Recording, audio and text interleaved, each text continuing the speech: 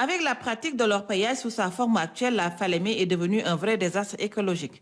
En effet, des milliers de litres d'eau usée, parfois remplis de produits chimiques comme le mercure et le cyanure, y sont déversés fréquemment par des sociétés minières. L'eau est chargée de particules très faibles en oxygène dissous rendant toute vie aquatique impossible.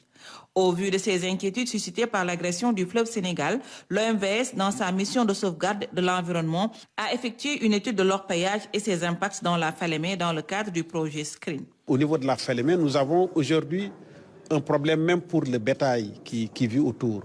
Donc il y a perte de biodiversité, menace pour la santé des populations, destruction du cheptel dans la zone riveraine, modification aussi du cadre de vie dans le sens négatif. Des plans d'action seront soumis aux gouvernants des pays riverains que sont le Sénégal et le Mali. Nous avons proposé une brigade mixte de surveillance entre la République du Mali et la République du Sénégal pour faire appliquer la loi.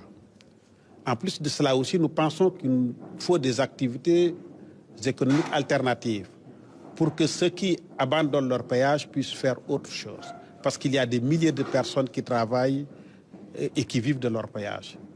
Il faut aussi la sensibilisation.